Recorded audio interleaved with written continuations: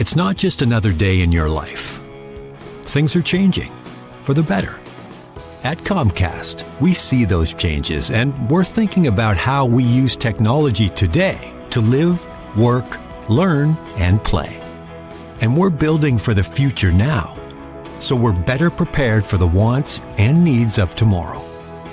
That's why Comcast is rolling out multi-gig internet speeds to more than 50 million homes and businesses before the end of 2025, making our already industry-leading network even faster, smarter, greener, and more reliable.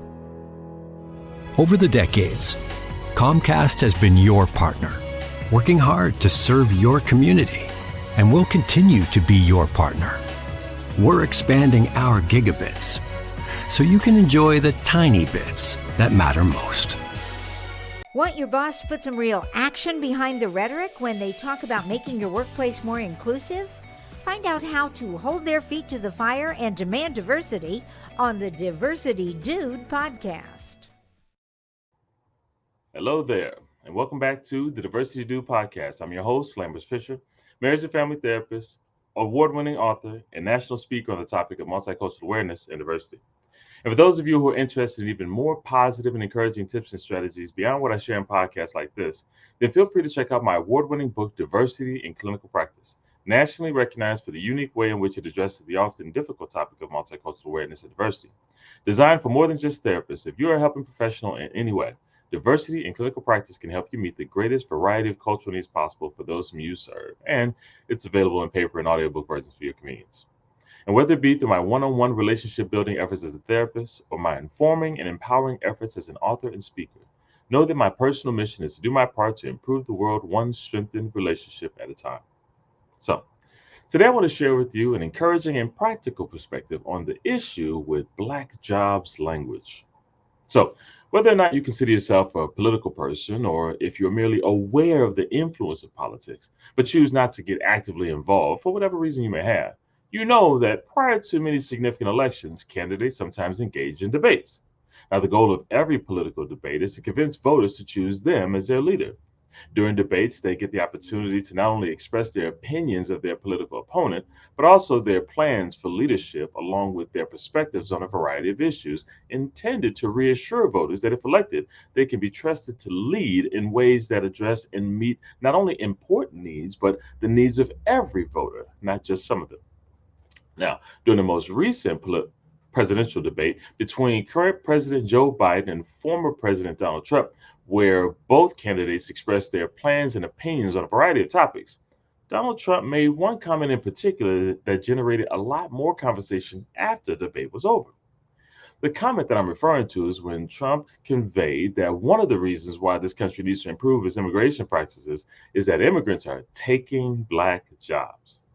Instantly, social media began to blaze, and TV news correspondents began conversation about what this meant and what impact it had on voters and non-voters alike. Even though we moved on from this specific debate itself, the ramifications of debate comments like this continue to influence personal and professional conversations everywhere. As a result, I'd like to share a few considerations about the implications of Black jobs language from our perspective and for our prospective political leaders. Consideration number one: Black jobs language reminds people of an unhealthy, unsafe, and undesirable historical reality. While many jump instantly to the horrible history of slavery in this country, you actually don't have to go that far back in history to see experiences of people of color being told and legal policies being supported, conveying that Black and brown people only have access to certain kinds of jobs. Most often, these were labor jobs that didn't require a lot of education as a prerequisite, which people of color were not allowed to get for years, and afterwards faced numerous barriers when seeking to obtain for a variety of reasons.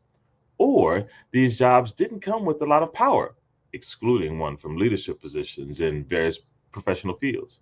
Now, I've had the personal and professional pleasure of knowing a number of people in a variety of supposedly high-level and low-level jobs, enough to realize that there are good, intelligent, and high-quality individuals in all kinds of jobs. So much so that I don't even like the terms high-level or low-level, because while some jobs may generate more income or more prestige, I have more value and respect for the hard work ethic and even character of many who work in so-called low-level positions.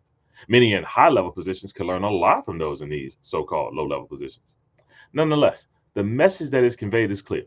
The jobs that they refer to as black jobs are also the jobs that they refer to as low-level jobs. Considering this historical trend, referencing black jobs can reasonably convey a desire to return to a limiting and derogatory period of time. Or worse, it could convey a belief that they believe that we already have, which leads to consideration number two. Black jobs language conveys a current belief that black and brown people are only suitable for certain low level jobs in society. You see, when individuals say that immigrants are taking black jobs, it's clear to most who hear it that when they're saying this, they're not saying, you got to watch out for these newcomers. They might start taking all the jobs black people have held. Doctors, lawyers, accountants, politicians, or even president of the United States. You see, it sounds a little unusual to say it that way because it's clear that that's not what they meant. Further supporting the idea that beyond a historical reality, there's a current belief that people of color are and should only occupy certain roles. Or put more simply, when people of color occupy so-called low-level labor roles, things seem right. But when people of color seek high-level positions of influence, financial status, and leadership over others, then many feel uncomfortable with it because things seem somehow wrong. Sometimes it's merely an uncomfortability with what's new and a new experience for them, akin to a pleasant surprise that they look forward to getting used to.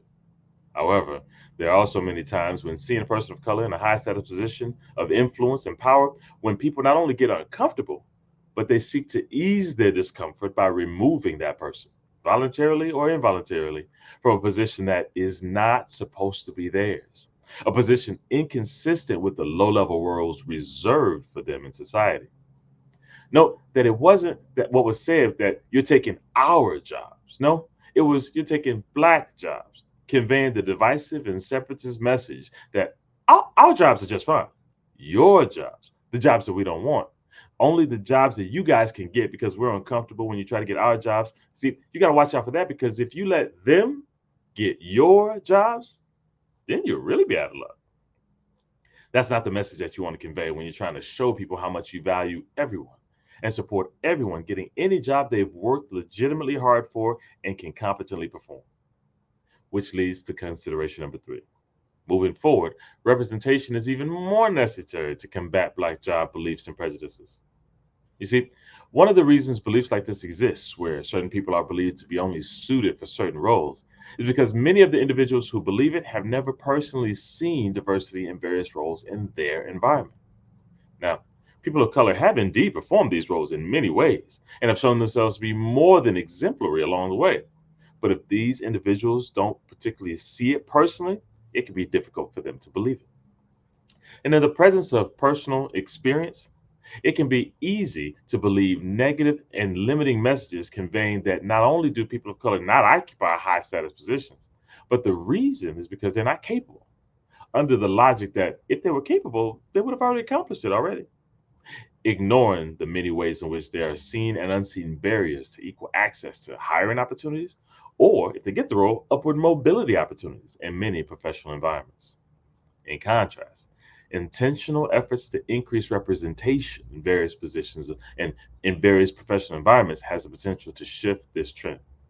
Now, this is not promoting diversity for diversity's sake. Instead, it's about making the most of opportunities to value a variety of life experiences and the lessons learned from those experiences in hiring practices, and not limiting new additions to the team to only those who look like those who are already in the office, and instead welcoming those who bring something new to the table. Not because the table as it stands is already bad, but because new perspectives present the opportunity to make it even better. After all, if intentional efforts to change this trend are not made, the limiting and divisive pattern will continue. And to those who resist change due to the uncomfortability of not knowing what things will look like in the future, I remind them of what is often said: if you always do what you've always done, then you'll always get what you've always gotten. And if, as an organization, you say you're always looking for new ways to improve and grow and to be even more effective at what you do every day, then broadening your perspectives of how you are more capable of doing any job no matter what your cultural identity or background can be, that has the chance to be a risk worth taking. My hope for you is that you would not fall into the historical trap of believing that certain jobs are for certain groups of people and they're only suited for those jobs. Look for and champion people who break the trend and perform roles outside of the norm. And if you're in a leadership position with an opportunity to invite someone in from outside of that norm, then my hope is that you would welcome the opportunity and take that chance. Not to promote diversity for diversity's sake, but for the mutually beneficial opportunity to bring in a fresh perspective with similar as well as unique qualities and experiences, and have the potential to enhance your team's performance as a whole, benefiting from everyone on the team, as well as everyone whom they serve. And with that, I'll say thanks again for listening to today's Diversity Dude podcast. If you have any pressing diversity-related questions that you'd like me to address on an upcoming podcast, or if your organization is in need of a shame-free and empowering guest speaker or training on this often sensitive topic, then feel free to reach out to me directly at www.diversitymadesimple.com. And if you know of anyone else who can benefit from a positive and encouraging perspective on this often difficult topic of diversity, feel free to send them a link to this podcast so they can be encouraged as well. Or share with them my award-winning book, Diversity in Clinical Practice, available at Amazon.com. And as usual, I look forward to addressing as many topics as possible in future podcasts to help you improve as many relationships as possible at work, at home, and in your community. And as always, remember this: you don't need to know everything about everyone in order to have a positive impact on someone. Thank you all for tuning in, and have a great day. Tune in each week and find out how to demand and implement diversity at your job. To hear more, check out previous Diversity Dude shows on ShalettaMakesMeLaugh.com. You know Shaletta makes you laugh, but did you know Shaletta Brundage can also make you think and boost your business? Media personality, activist, and comedian Shaletta Brundage founded Shaletta Makes Me Laugh to celebrate and share the best of Black culture. It's a podcasting platform. You can download 10 weekly podcasts hosted by African-American subject experts at ShalettaMakesMeLaugh.com or wherever you find your favorite podcasts. ShalettaMakesMeLaugh.com is also a production house, creating broadcast-quality commercial content. And Shaletta and her team of storytellers create powerful promotional campaigns to get businesses the brand awareness they're looking for.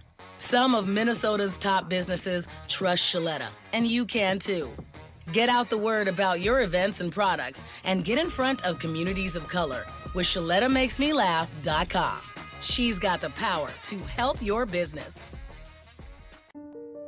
In this job, I challenge myself and grow. At Lutheran Social Service of Minnesota, Kelly makes a difference. We see people, not disabilities. I'm here for them.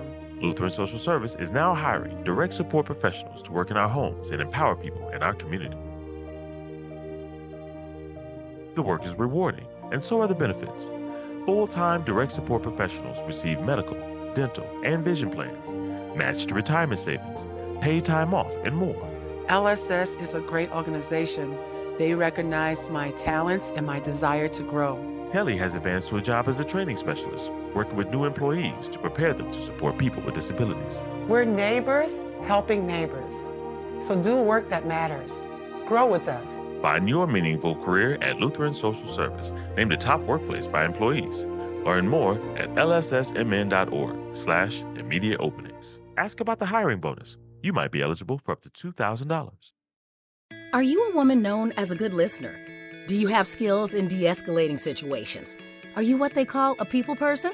Then the Minneapolis Police Department would like to meet you. Now in a rebuilding phase, the Minneapolis Police Department is recruiting more women to wear the badge. The department offers career options for women with a high school diploma or GED. There are also opportunities for women with 2- and 4-year degrees who are ready to apply their skills in new ways. Police work makes a great second career for social workers, teachers, nurses. Women in their 30s and 40s are welcome to apply. There's no age cap. You'll be paid while you train and mentored by veteran women officers invested in your success. Minneapolis also welcomes current police officers to join the state's largest department. Make a difference on the streets, working in your community, in a career with competitive salaries and generous benefits. Go to minneapolismn.gov and search police jobs to find out more.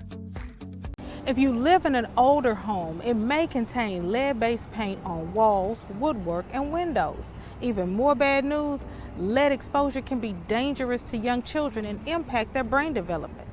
And now, the good news. Hennepin County will fix lead hazards in your home at no cost to you. We were worried because of the paint in the windows in the bedroom. They were peeling and chipping, and we know that when paint peels and chips and it looks a certain way, that's possibly lead. We were worried for our children more so than anything. Eligible homes can qualify for up to $15,000 in upgrades. You may even qualify for new energy-efficient windows. Don't worry, Hennepin County has a trusted list of pre-approved contractors. You won't even have to find companies with correct licenses or certifications. I've just done a test and it's positive. So we know that this is lead-based paint, and then we know it's a hazard because it's creating dust every time this window moves and opens. And if you look in here, that's just full of lead paint chips. You won't have to stay with your cousin while you're getting the lead out. Hennepin County even pays for you and your family to stay in a hotel while the work is underway. The last good news is how easy it is to apply. Just go to hennepin.us/lead control to get started. I'm really happy with the program. We can go to bed knowing that our children are safe. That's hennepin.us/lead control. Tell your friends about it.